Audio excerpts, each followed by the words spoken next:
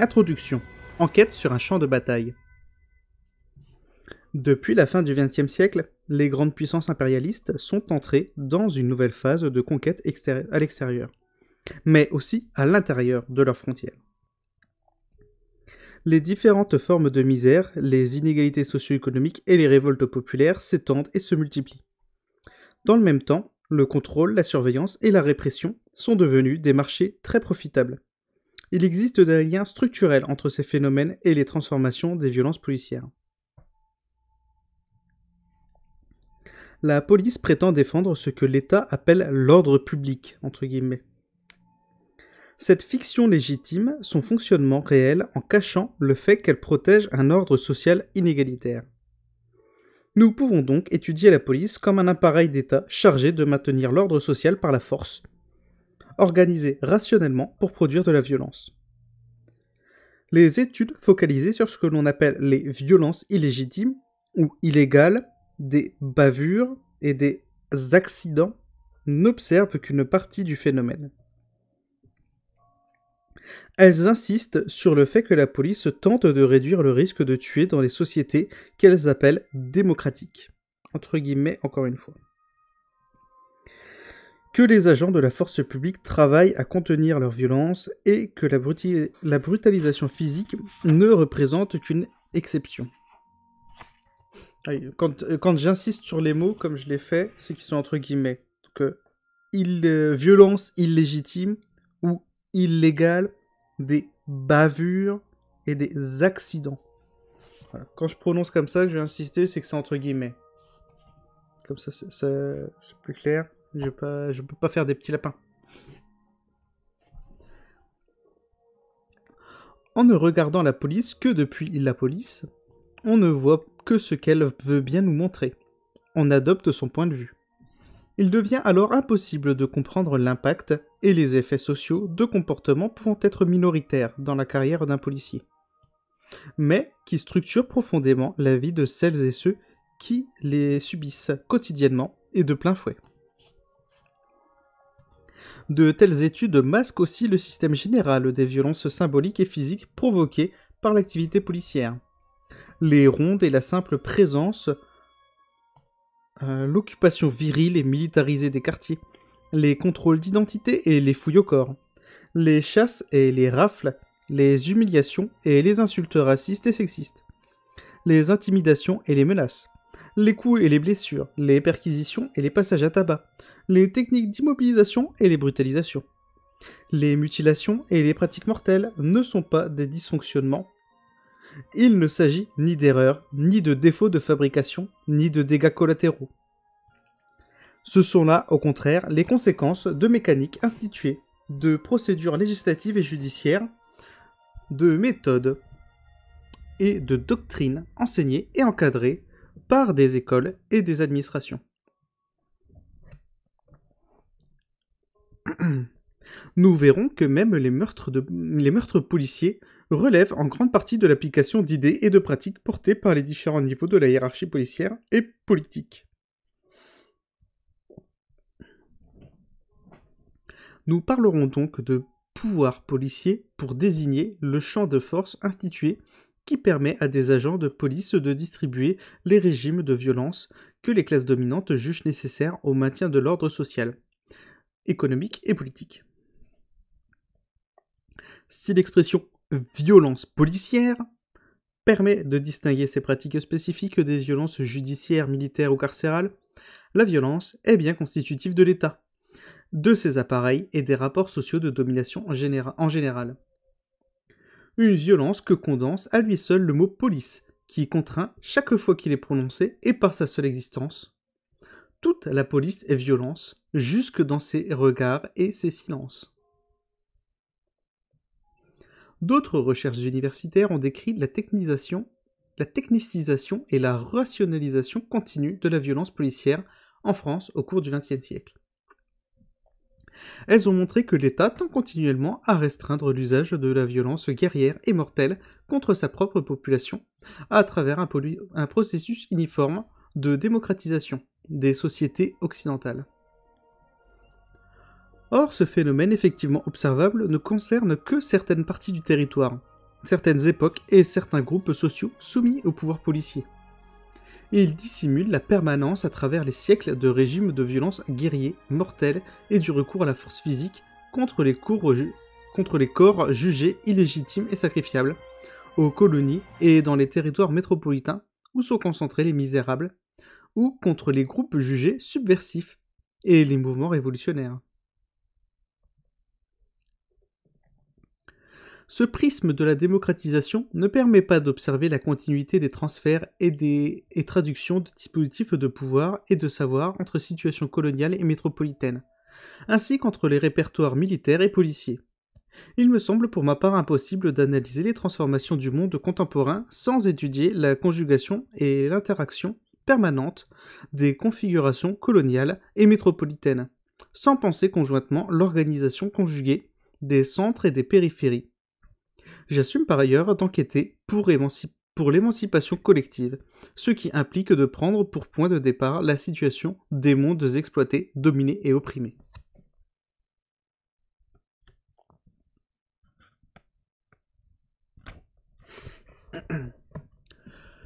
Personne n'écrit de nulle part. Toute enquête est le résultat d'un travail de recherche inscrit dans un cadre théorico-politique dont il faut rendre compte. Elle est toujours déterminée par la position de l'enquêteur dans la société, depuis laquelle il regarde et s'exprime, et par son parcours de vie. Lorsqu'il se présente comme neutre ou extérieur au monde qu'il étudie, l'enquêteur masque sa propre situation, les privilèges qu'il retire de l'ordre existant, les connivences qu'il peut entretenir avec lui et l'intérêt qu'il peut avoir à ne pas le changer. Il faut savoir d'où parlent les enquêteurs et ce qui motive leur recherche. J'ai vu évoluer la domination policière dans les quartiers populaires en habitant 26 ans à Gennevilliers, une banlieue ouvrière de Paris, classée par l'État au répertoire des zones urbaines sensibles. J'ai pu observer d'autres transformations du pouvoir policier dans les divers mouvements de lutte sociale auxquels j'ai participé depuis la fin des années 90.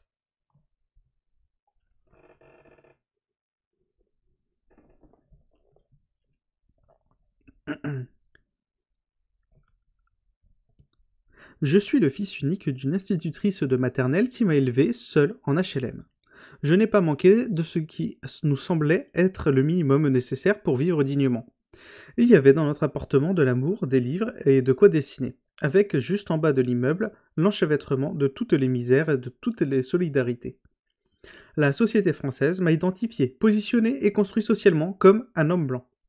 J'ai ainsi été confronté de près aux formes les plus grossières et les plus subtiles, les plus tragiques et les plus iniques de l'exploitation économique et des inégalités socio-racistes en France, sans pourtant les subir de plein fouet.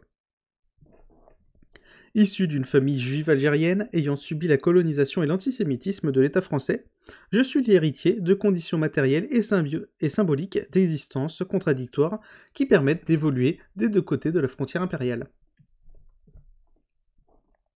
Depuis cette position hybride, j'ai vu fonctionner chaque jour les stigmatisations et les discriminations institutionnelles, les manières de trier et de gérer les habitants des quartiers, familles et amis, selon qu'ils étaient considérés comme ou non comme légitimes. Et j'ai constaté les effets de la police et de l'argent sur les formes de vie populaire.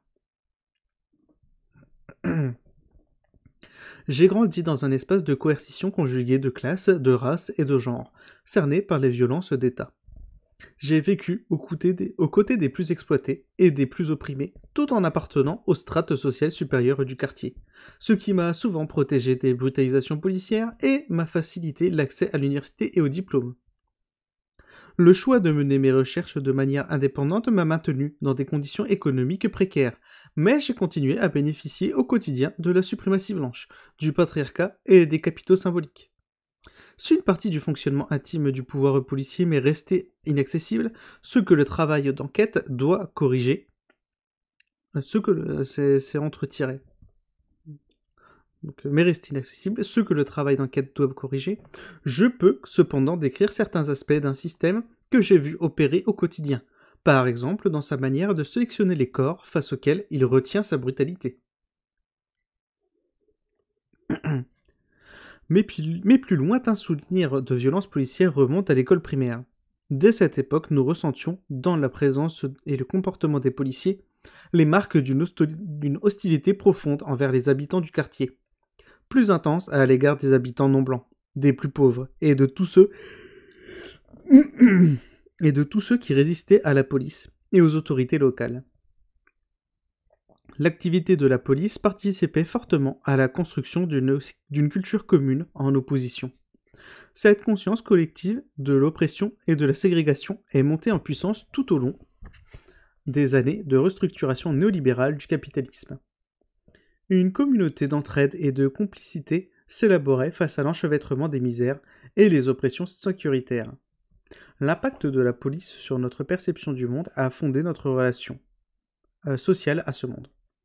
Les frontières tracées par la violence policière désignent clairement ceux qui appartenaient au groupe des humains légitimes et les autres, sujets sans valeur ni droit, que l'État peut abîmer ou sacrifier.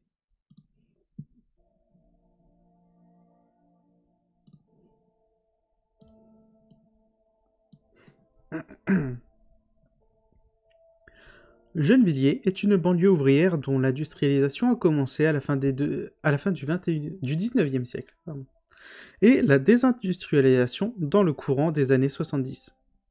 Mon grand-père est venu y vivre et travailler au début des années 1950 lorsqu'il a quitté définitivement l'Algérie.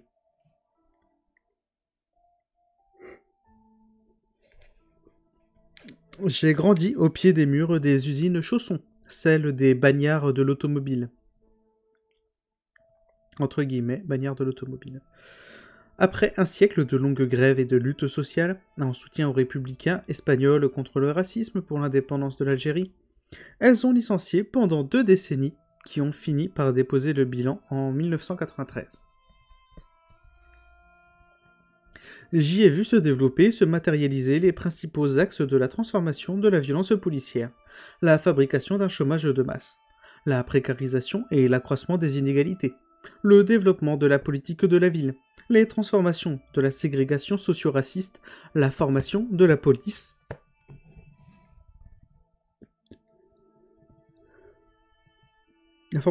des cités, le quadrillage des quartiers par expérimentation, des polices de proximité, la généralisation de la provocation par des polices d'intervention, la perpétuation d'une structuration virile, blanche et bourgeoise de la violence policière, l'émergence de nouvelles formes d'autodéfense et de contre-attaque parmi les habitants, l'application d'une contre-insurrection de basse intensité face à la multiplication des révoltes, les impacts sociaux de la fabrique médiatique et politique des nouveaux ennemis intérieurs,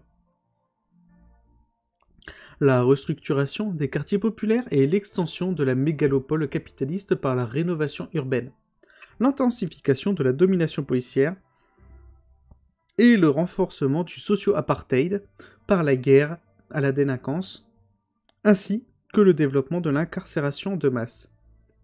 J'ai observé au quotidien les implications réelles et concrètes de tous ces phénomènes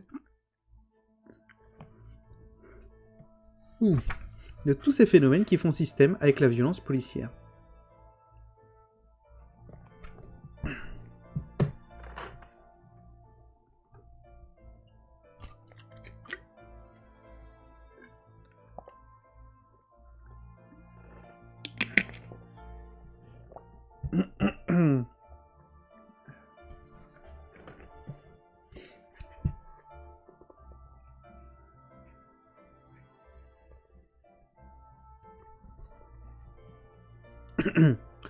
Durant l'automne 2005, j'enquêtais le jour dans les archives de la Défense nationale pour ma thèse, et j'étais le soir à Gennevilliers, confronté à cette sorte de guerre policière de basse intensité que nous livrait l'État français. Je me souviens de longues discussions avec quelques amis dans les halls du bâtiment Jean-Jacques Rousseau, où j'ai passé mes premières années dans la cité du lutte, autour des documents exhumés dans les archives de l'école militaire. Nous analysions en petits groupes l'évolution des figures de l'ennemi intérieur dans l'armée française, depuis les Félagas jusqu'aux sauvageons de banlieue. et l'influence des méthodes de guerre coloniale sur le maintien de l'ordre contemporain quand les révoltes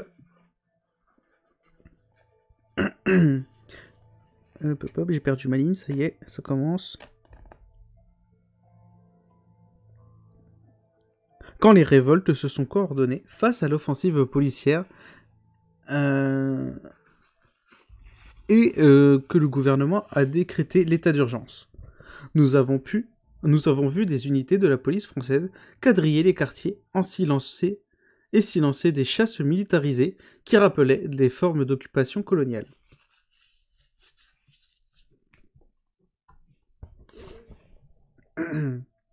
À Gennevilliers, j'ai observé d'assez près les conséquences de la domination policière pour ne jamais douter de la nécessité de la combattre. J'ai ensuite été témoin des transformations de la police face aux mouvements sociaux et aux mouvements de lutte auxquels j'ai pris part depuis la fin des années 90. Alors que j'ai souvent vécu de manière accidentelle et indirecte dans les quartiers populaires, j'ai été personnellement confronté aux violences policières physiques appliquées aux luttes sociales et aux mouvements révolutionnaires, dans des contextes assez variés. Lorsque ce livre apparut la première fois en 2012, j'avais vécu une 50aine de situations de brutalisation physique, dont une dizaine où j'étais impliqué sans être personnellement agressé, et quelques-unes où j'avais subi de la coercition sans blessure. Quant aux situations de violence symbolique vécues ou observées, elles étaient déjà innombrables. Depuis la publication d'une première enquête sur l'ordre sécuritaire en 2009, j'ai été invité dans de nombreux débats par des associations, des universités, des libraires, des maisons de quartier ou des collectifs de lutte pour discuter de contrôle et de répression de police et de racisme, de violence d'État et de résistance populaire. J'ai côtoyé cependant toutes ces années des membres de collectifs de soutien aux prisonniers, de comités anti-répression et de comités vérité et justice, pour des personnes tuées par la police, dans de nombreuses villes de France. Dans chacun de ces lieux, on m'a rapporté les histoires de violences policières qui ont marqué les esprits, celles qui ont donné lieu à des luttes collectives, celles du quotidien et qui n'ont jamais de date, les nouvelles méthodes et les anciennes techniques, ceux qui traumatisent et ceux dont on ne s'indigne même plus. Tout en participant à ces luttes, j'ai récolté ces mémoires confiées par celles et ceux qui savent qu'en tant que blanc diplômé, je ne suis généralement pas soumis au procès au procès en objectivité réservé aux classes et aux castes dominées, et que j'ai donc beaucoup plus de chances de pouvoir porter publiquement leurs récits. Je les ai confrontés aux centaines de discussions menées avec les habitants de ma banlieue durant des années. Ces cahiers sans papier ni encre ont fourni une sorte d'archive populaire à un corpus de récits d'agressions policières, une expérience collective venue des opprimés et elles et eux-mêmes.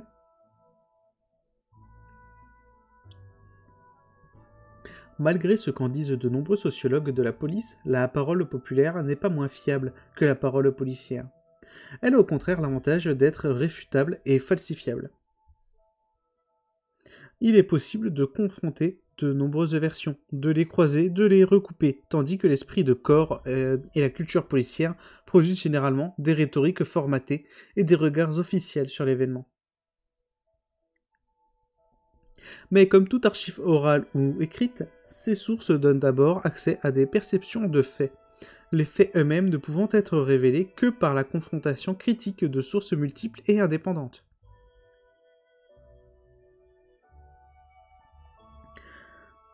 Depuis le début du 3e cycle universitaire, j'ai aussi parcouru les séminaires et les laboratoires universitaires, des bibliothèques et des colloques de sciences sociales où l'on justifiait scientifiquement le fonctionnement de la violence d'État.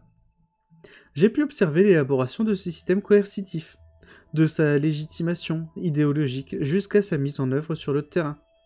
Si la géographie, ça sert d'abord à faire la guerre, j'en suis revenu convaincu que la sociologie, ça sert d'abord à contrôler les classes dominées. Mais les luttes m'ont aussi montré que les sciences sociales renferment des outils d'analyse et d'enquête qu'il est possible d'utiliser ou de transformer pour forger nos propres armes de libération.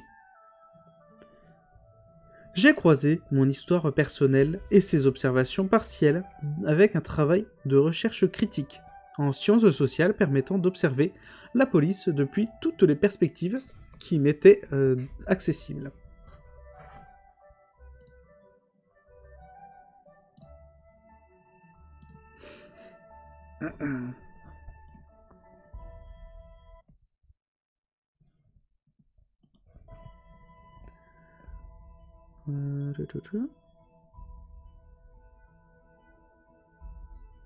Pour étudier les conditions économiques, politiques et sociales qui propulsent les bouleversements en cours, j'ai constitué un terrain en relief, à un enchevêtrement de sources écrites et orales, aux statuts multiples, indépendantes les unes des autres, que j'ai confrontées aux récits et aux mémoires collectives recueillies au long de ces années.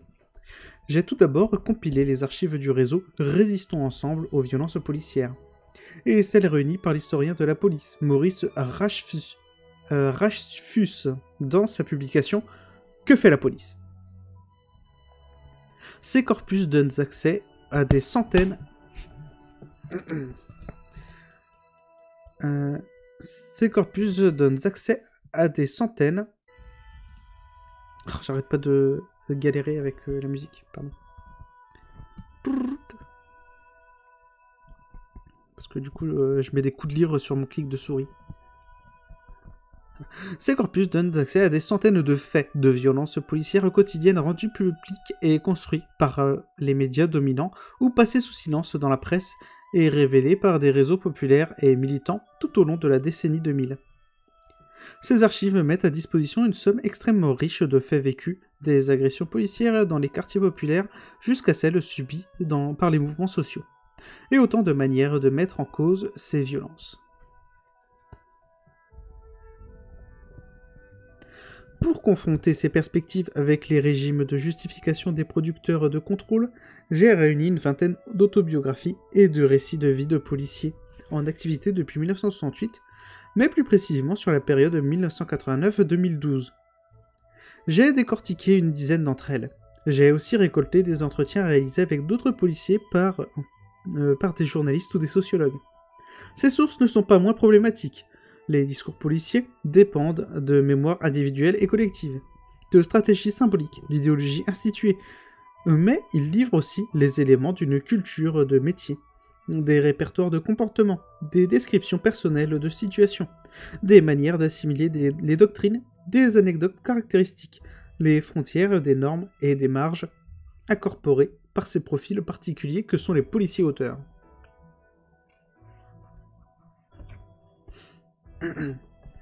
J'ai consulté parallèlement et régulièrement des blogs de policiers comme videopolice.com, police.etc, blog du policier Bénédicte Desforges, ou Policetera, blog du commissaire Georges Moréas. Ils donnent accès à certains phénomènes à l'œuvre dans l'assimilation des doctrines, l'évolution de la culture et des modes de mise en pratique des petits et moyens chefs de police. Les débats et les passions qui les animent et les opposent entre eux. J'ai croisé ces récits et ces rhétoriques avec l'analyse de contenus issus de presse policière. J'ai étudié les discours et les imaginaires produits et légitimés par les revues de différents statuts. Les magazines grand public comme Police Pro, des revues d'analyse et de point de vue comme DSI, Défense et Sécurité Internationale, des revues professionnelles issues de l'institution comme Gent Info, magazine de la gendarmerie nationale, Civic, le magazine interne du ministère sur les missions de police, ou encore la revue de la police municipale, publication de l'Union syndicale professionnelle des policiers municipaux. J'ai croisé ces terrains avec les résultats de différentes enquêtes en sciences sociales sur les pratiques et les discours, les techniques et les doctrines policières. Plus récentes en France qu'aux États-Unis, ces dernières révèlent une grande diversité d'approches théoriques et méthodologiques. Mais il y est largement admis que les policiers de rue cherchent moins à faire respecter la loi, qu'ils connaissent rarement et ne peuvent d'ailleurs jamais maîtriser parfaitement, qu'à maintenir l'ordre social comme incarnation publique de la loi et de l'État.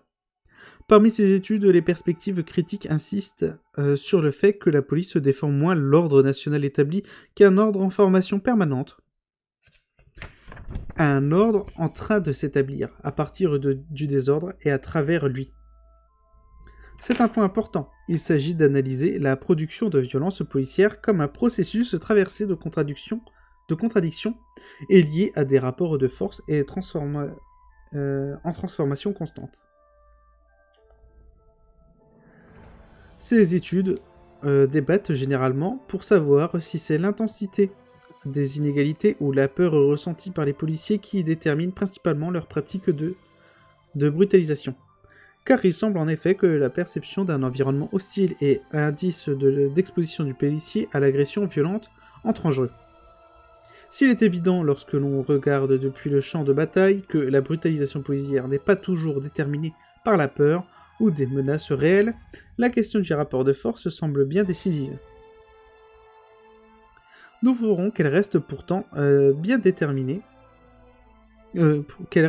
déterminée en amont par la race, le genre et la classe. Il faut sérieusement prendre en compte l'évolution des situations dans lesquelles les policiers sont déployés. S'ils les observent à travers le prisme des mises en scène médiatico-politiques, la jungle, la guérilla, le chaos, les policiers se confrontent réellement à l'émergence de nouvelles formes d'insoumission populaire et à la montée en puissance de nouvelles pratiques collectives d'autodéfense. Toujours distincts dans leur puissance et leur productivité suivant la classe, la race, le genre de celles et ceux qui y font face, les régimes de violence policière réagissent effectivement à tout ce qui déstabilise les rapports de force.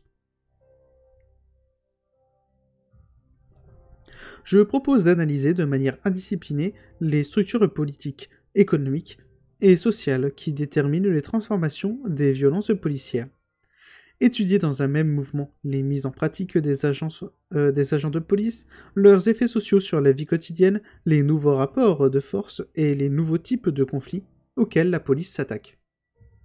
Décrire les tactiques politiques, les stratégies économiques et les pratiques policières qui assurent la reproduction de la domination raciste, patriarcale et capitaliste. En 2013, l'année suivant la première publication de ce livre, j'ai été attrapé par des policiers de la brigade anticriminalité, la BAC, à Toulouse, dans l'un des derniers quartiers populaires du centre-ville. Ils se sont mis à trois pour me plaquer au sol, m'étrangler et me menotter les mains dans le dos. Puis ils m'ont soulevé et traîné par la chaîne des menottes serrées contre l'os jusqu'à un véhicule de police qui m'a conduit au commissariat central. Là, toujours menotté, des policiers m'ont cogné la tête contre les murs et les portes avant de me laisser étaler par terre au milieu du couloir, devant les bureaux des officiers de police judiciaire qui ne pouvaient ignorer mes cris de douleur, mais qui ne s'en sont jamais inquiétés. J'ai ensuite été emmené à l'hôpital par un policier qui refusa, devant l'ambulancière, de me démonoter, car malgré mes hurlements et mes demandes,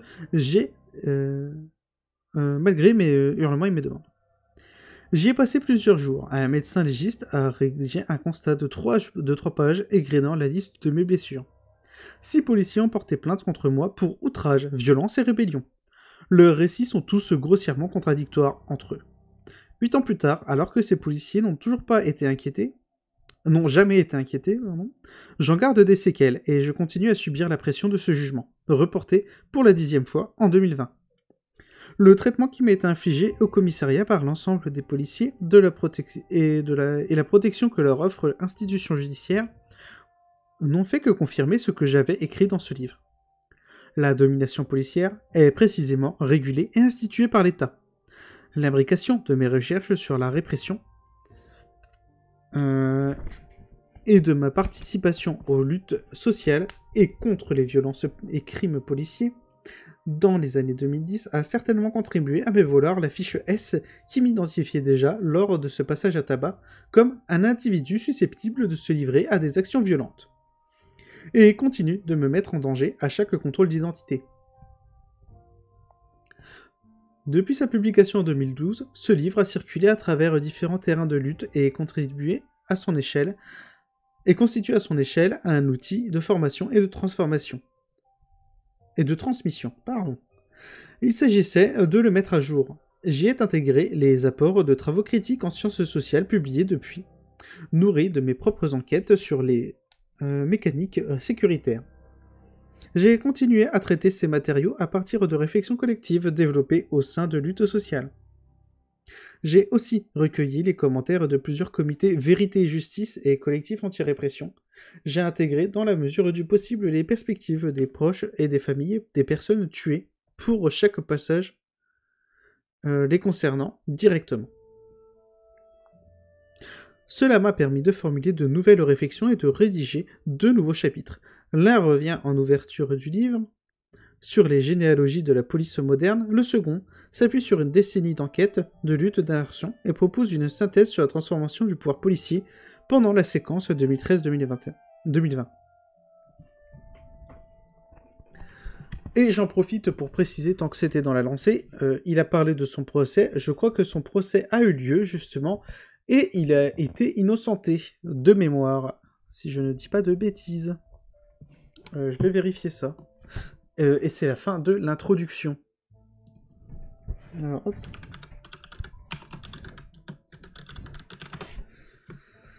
Hop, Maturigouste, ta.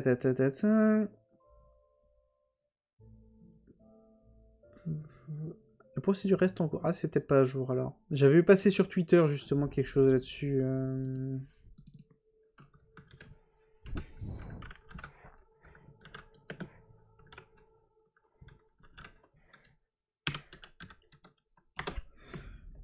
Alors...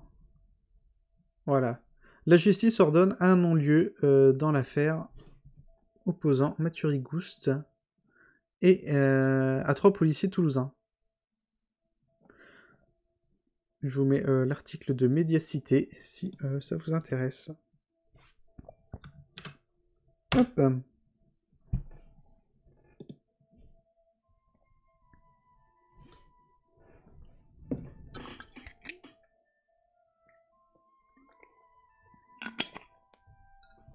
Alors, juste avant de reprendre la lecture et de continuer avec le chapitre 1, qui est un nouveau chapitre qu'a écrit Maturigouste, je vais allumer la lumière et je reviens dans quelques secondes.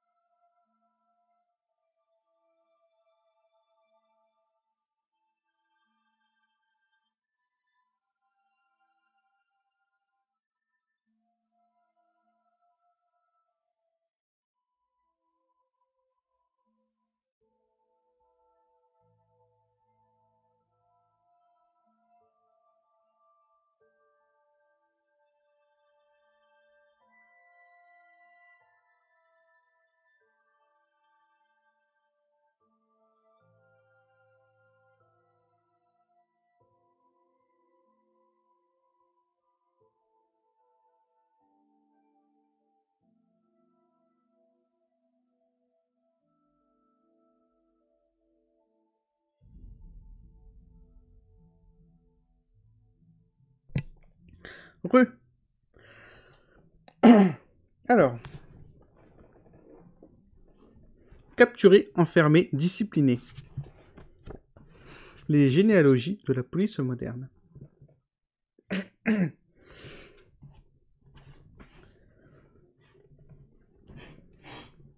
On peut repérer plusieurs séquences socio-historiques et au sein desquelles la police moderne s'est constituée sur le territoire français. En 1254, un corps de 25 policiers à cheval se voit chargé de surveiller Paris la nuit. C'est le Guet royal, commandé par le chevalier du Guet, un dispositif qui va s'exporter dans de nombreuses villes d'Europe, où le commerce et la misère se développent parallèlement à cette époque. La maréchaussée forme le second prototype de cette police moderne. D'abord conçue pour encadrer les soldats et chasser les déserteurs, elle est chargée, sous François Ier, du contrôle des communications et des routes. À partir de 1536, elle est employée à la surveillance des garnisons et à poursuivre des criminels de grand chemin, voleurs, pilleurs et violeurs dans les campagnes. Un modèle semblable de police se diffuse dans de nombreux pays pour contrôler les voies commerciales qui relient les foires aux villes et les villes entre elles, en Europe puis en Amérique, où il est mis en place à l'initiative de notables volontaires qui n'hésitent pas à financer des forces autonomes pour remplir cette tâche. En France, c'est la monarchie absolue de Louis XIV qui institue un premier régime de pouvoir policier. En 1967, un décret de Colbert énonce que la police consiste à assurer le repos du public et des particuliers, à protéger la ville de ce qui peut causer des désordres. Un lieutenant général de police est installé et chargé de contenir la multiplication des révoltes paysannes et des émeutes de la faim dans une période de grande misère et de centralisation du pouvoir. Il s'agit explicitement de réguler les marchés, les lieux, routes et places où s'opèrent l'échange des marchandises et d'endiguer des phénomènes insurrectionnels. Comme l'a montré Charles Tille, le développement de la police dans diverses régions de l'Europe, entre le XVIe et le XIXe siècle, s'accompagne d'expansion des marchés internationaux. L'essor des marchands de gros et l'augmentation du nombre de travailleurs qui dépendent du marché pour survivre. Protéger le commerce et l'approvisionnement figurent parmi les premières fonctions de la police. Les grandes villes sont les principaux espaces de son développement et de sa diffusion. À Paris, Londres, Milan, la police s'impose comme une forme de rationalisation des usages de la force pour encadrer la massification de la population urbaine et l'approfondissement des formes de misère. Il s'agit de contrôler les travailleurs pauvres, tous ceux qu'on suppose étrangers, paysans ayant quitté les campagnes, migrants des pays frontaliers ou lointains, mendiants, vagabonds, indésirables. Ces groupes constituent les cibles principales d'un pouvoir policier qui déborde bientôt son cadre légal pour redresser, discipliner et punir les corps. Les pratiques de police expérimentées dans le cadre du grand renfermement des fous, des homosexuels, des prostituées et des personnes considérées comme telles au cours du XVIIe siècle sont au fondement de la sûreté publique et enrichissent le répertoire de pouvoirs policiers.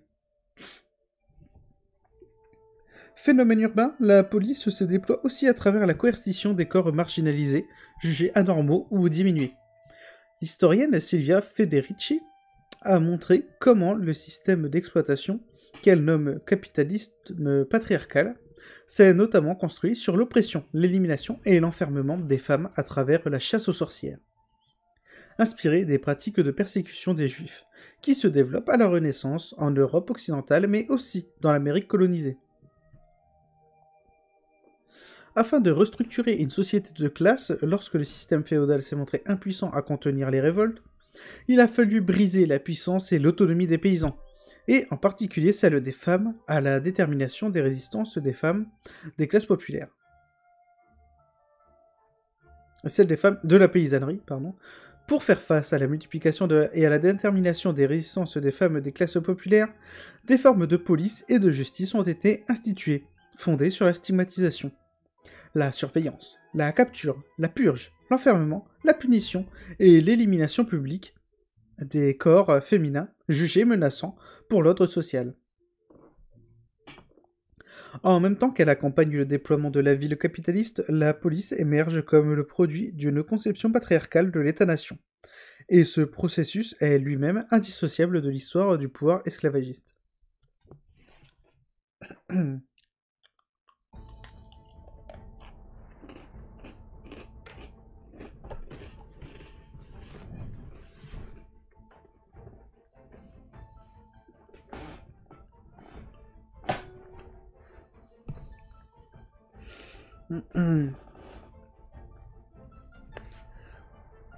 Les premières grandes villes se sont développés à travers la dépossession des territoires et le dépaysement et le déplacement des populations rurales à proximité.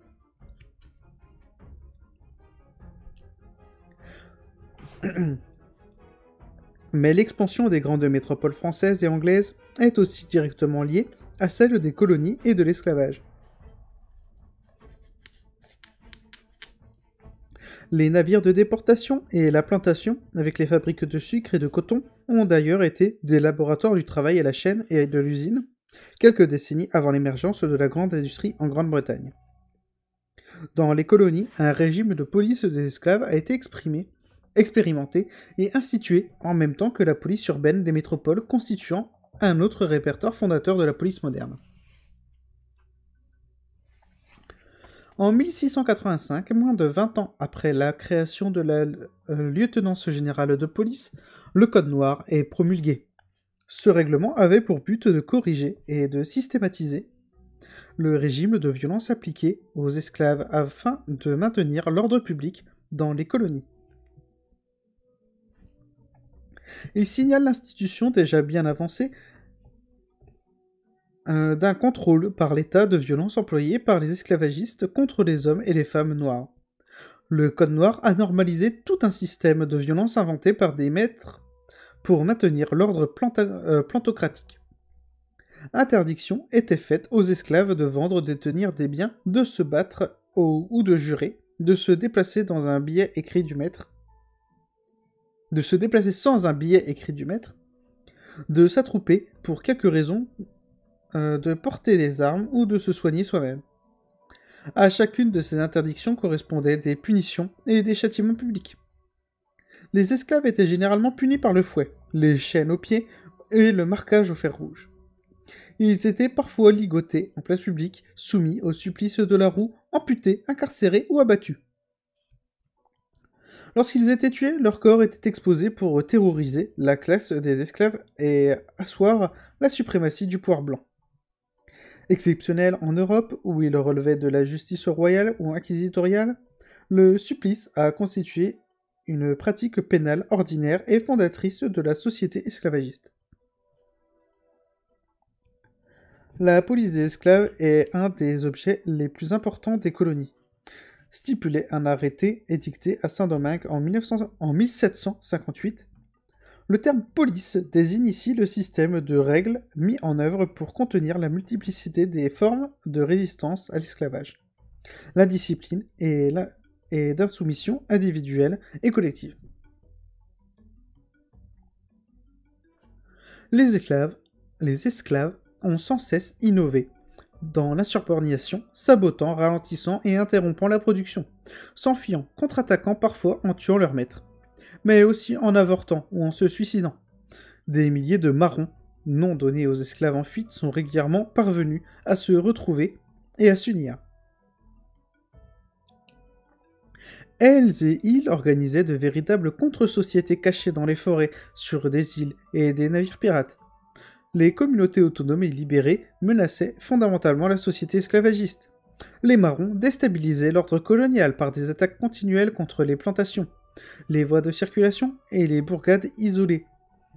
C'est en réaction à cette menace que le pouvoir esclavagiste a entrepris de restructurer les formes d'encadrement, de bannissement et de répression pour soumettre ou détruire les formes d'auto-organisation des marrons.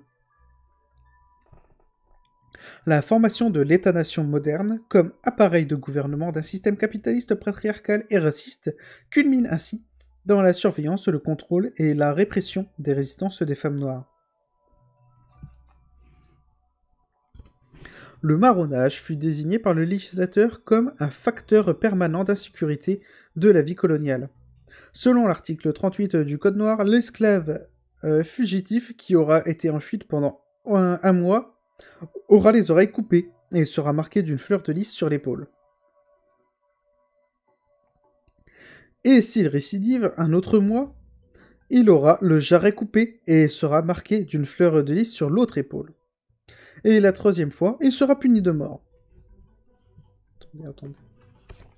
C'est quoi le jarret? Précisément.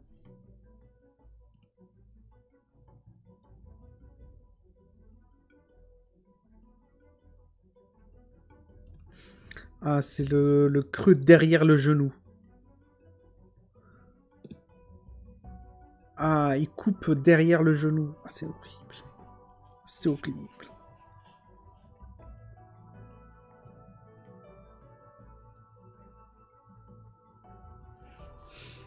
Hum.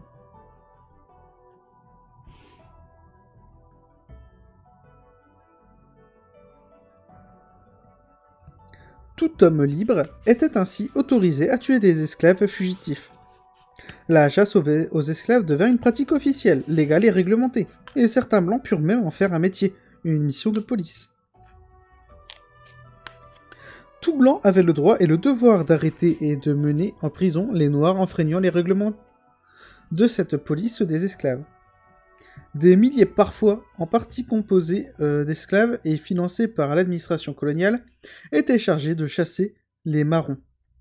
Des formes de police municipale ont ainsi été mises en pratique dans les colonies, sur la plantation et en ville, avec des responsabilités identiques à celles des métropoles, encouragées par un système de primes à la capture des esclaves. Avec la police des esclaves, qui a complété puis dépassé le code noir, l'État s'est approprié, tout en les réglementant, les régimes de violence employés par les maîtres esclavagistes. La chasse à l'homme était un pilier de la société esclavagiste. L'emploi de meutes de chiens dressés à chasser et même à dévorer les fugitifs noirs participait à instituer les corps noirs comme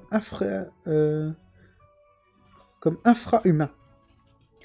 Toute la hiérarchie socio-raciste de la plantation reposait sur cette démarcation entre sujets de plein droit et bêtes sauvages. La chasse devait permettre de contenir les esclaves, mais aussi de briser leur dignité et de détruire toute organisation collective. Elle est aussi devenue très rapidement une activité économique. Les chiens dressés par les Espagnols à Cuba ont fourni toute la Caraïbe, et la renommée de ces limiers assassins s'est étendue jusqu'au sud des États-Unis, où un grand nombre de ces animaux, les Cuban Hounds, fut exporté. Le molosse est resté l'arme privilégiée de l'appareil de capture esclavagiste. Il révèle aussi le déploiement précoce d'un marché des techniques de contrôle et de chasse à l'homme dès l'émergence du capitalisme dans la forge esclavagiste. Chaque technologie de pouvoir policier a pu constituer une marchandise et une source de profit.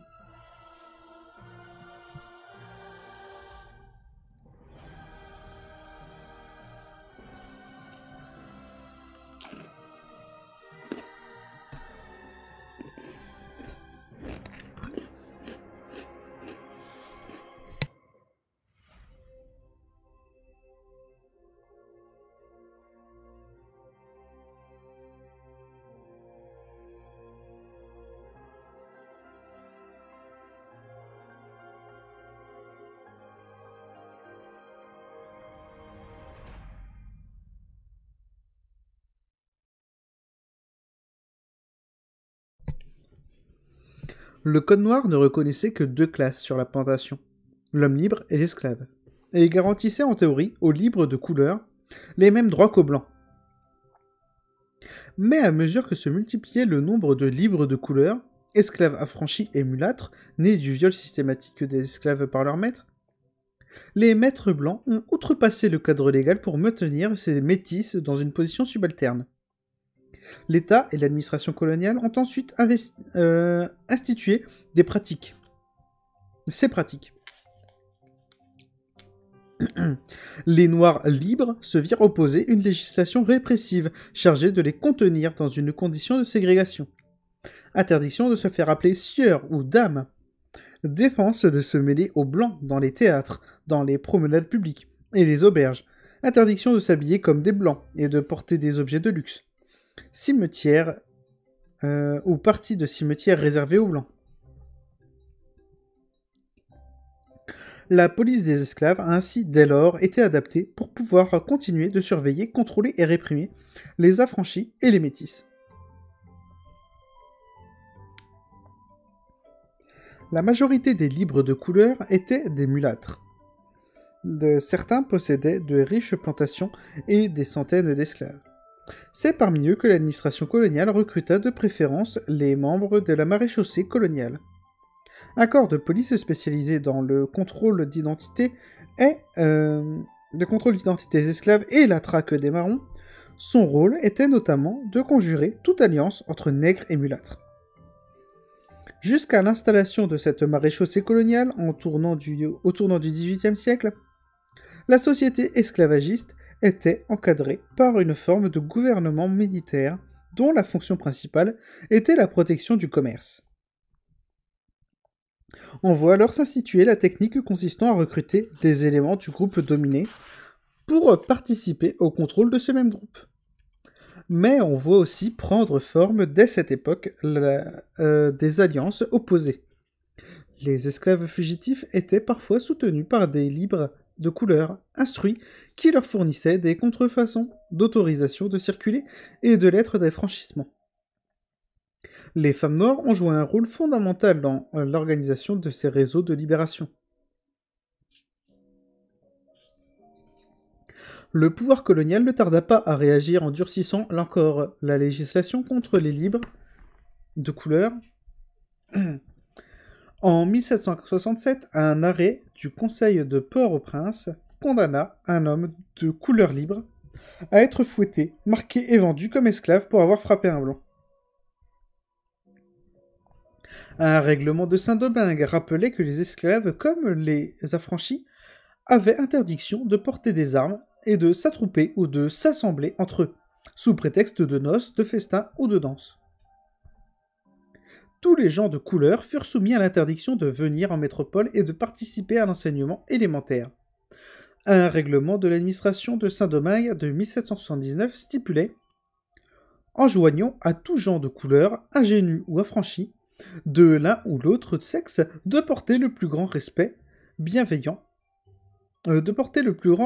non seulement à leur ancien maître, patron bienveillant, leurs veuves ou enfants, mais encore à tous les blancs en général, à peine d'être poursuivis extraordinairement, si le cas y échait, et punis, même par la perte de liberté, si le manquement le mérite. » Peu à peu, la police des esclaves est donc devenue une police des corps considérés comme noirs. Un arrêt du Conseil supérieur de l'Île-de-France, Île-Maurice, du 18 août 1777, le résumait clairement. Il est nécessaire de contenir les nègres libres et les esclaves dans la subordination. Le pouvoir esclavagiste fit aussi abolir le principe du sol libre qui, depuis le XIVe siècle, rendait sa liberté à toute personne posant le pied sur le territoire français métropolitain où l'esclavage était proscrit. Afin de pouvoir se rendre en métropole avec les esclaves sans qu'ils soient affranchis, les colons travaillèrent à imposer les fondements d'une colonialité interne au droit français. Une série d'édits publiés au XVIIIe siècle leur permirent ainsi de conserver exceptionnellement leur pouvoir sur les personnes esclavagisées, à la seule condition de les déclarer aux autorités. Ce principe fut renforcé par une déclaration pour la police des Noirs, signée par Louis XVI en 1777, qui réglementait le séjour des Noirs, mulâtres et autres gens de couleur. Les Noirs devaient être enregistrés par l'amirauté en étant dépourvus par l'amirauté qui fournissait ou non un certificat. Celles et ceux qui en étaient dépourvus étaient emprisonnés dans les dépôts de Noirs, qui expulsaient de force aux colonies, puis expulsés de force aux colonies. D'autres qui avaient acquis leur liberté légalement furent poursuivis par leurs anciens maîtres, qui obtinrent du roi l'annulation des libérations et le droit de les faire recapturer. C'est la police de la fin de l'Ancien Régime qui était chargée de ces chasses aux hommes noirs dans la métropole. Le Code noir puis la police des Noirs traduisent la montée en puissance d'une conception au sommet de l'État selon laquelle, pour préserver la sécurité publique, il faudrait contenir les Noirs.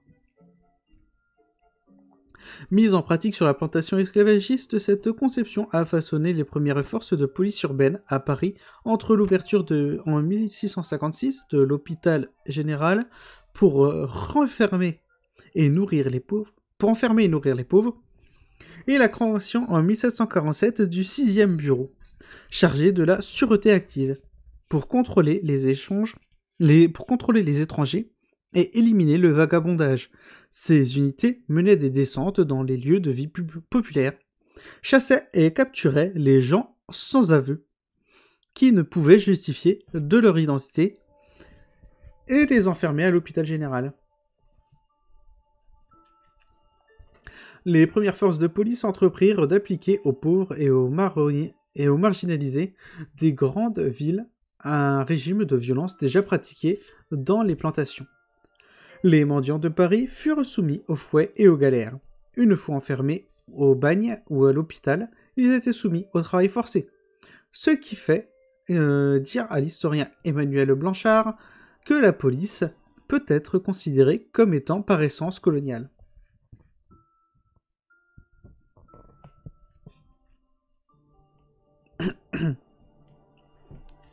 La police des esclaves qui a émergé parallèlement au grand renfermement participe ainsi de la fondation de la police moderne pour protéger le marché.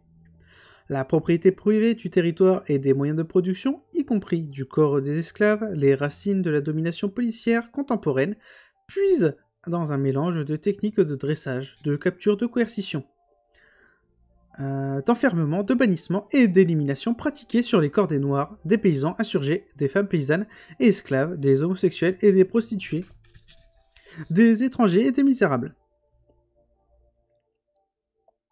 Le même processus a déterminé la mise en œuvre des premiers bagnes et prisons coloniales et posé les jalons de la prison moderne et de l'incarcération de masse. L'émergence de la police moderne se situe donc à l'intersection de ces trois phénomènes. L'esclavage colonial, la formation de l'État-nation patriarcal et celle de la grande ville bourgeoise durant la première grande phase d'expansion du capitalisme. Elle trouve sa raison d'être dans la volonté des classes dominantes de soumettre tout ce qui freinait l'extension du monde moderne, aux marges et à l'intérieur des villes, de l'espace domestique et des colonies. Ce modèle de police a essaimé en Europe et à cette époque, les forces coloniales britanniques y ont recours en Irlande, tout comme Marie-Thérèse d'Autriche ou les monarques scandinaves. Et il inspire aussi Napoléon Bonaparte lorsqu'il construit la police en même temps qu'il rétablit l'esclavage aux colonies. La police des Noirs et annule à nouveau le principe du sol libre rétabli en 1791 sous la pression de la Révolution haïtienne. Contraintes de se déclarer à la police, les personnes noires vivant en France doivent obtenir un permis de séjour fondé sur des catégories raciales. Une politique visant à promouvoir la dénonciation des Noirs par la population est mise en place. Sous l'autorité du ministre Joseph Fouché, les forces de police et de gendarmerie recensent minutieusement les Noirs de France pour les contrôler et les déporter. Réalisé en 1807-1808, ce fichage des Noirs constitue une première en Europe. En 1817, Louis XVIII doit se résoudre à abolir la traite et l'année suivante, les Noirs libres sont autorisés à circuler en métropole. Pourtant, la police des Noirs et les dépôts de Noirs continuent de fonctionner sous la monarchie restaurée. Alors que le colonialisme français se tourne au XIXe siècle vers l'Afrique, et notamment l'Algérie, des anciens officiers chargés d'écraser Saint-Domingue et la révolution haïtienne y importent leurs pratiques de guerre et de commandement. Le cas de Pierre Boyer est exemplaire, comme le rappelle Georges Pierrot, et illustre la circulation de technologies policières entre les situations coloniales et métropolitaines.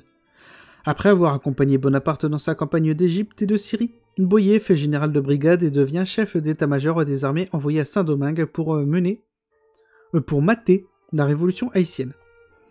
Quelques années plus tard, il mène une politique de terreur répressive contre la résistance populaire espagnole, où s'élaborent les prémices d'une doctrine française de contre-guérilla. Désormais connu comme Pierre le Cruel, il passa au service de la monarchie de Juillet en 1830.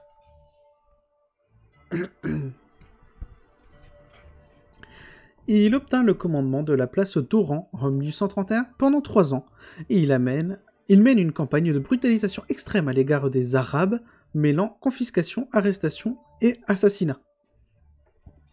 Rappelé en métropole en 1883, il devint inspecteur général de la gendarmerie à un poste clé dans la construction et la transformation du pouvoir policier.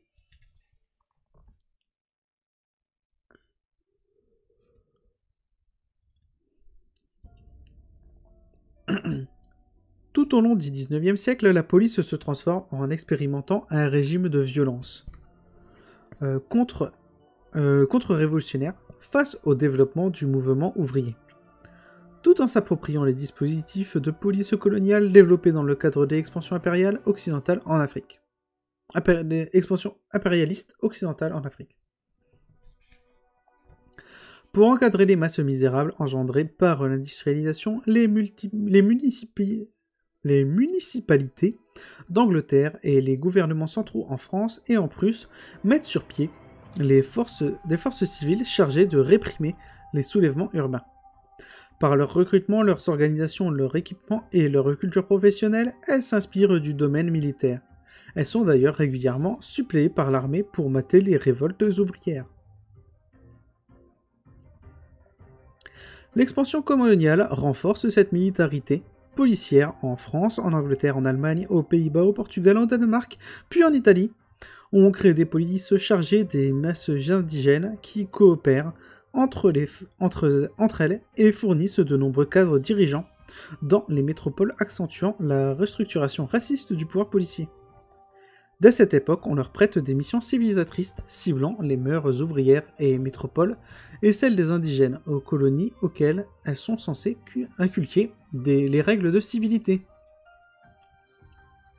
En situation coloniale, une continuité des pouvoirs policiers et militaires accompagne les processus de conquête qui ne semblent jamais terminés. Sous une domination sans hégémonie.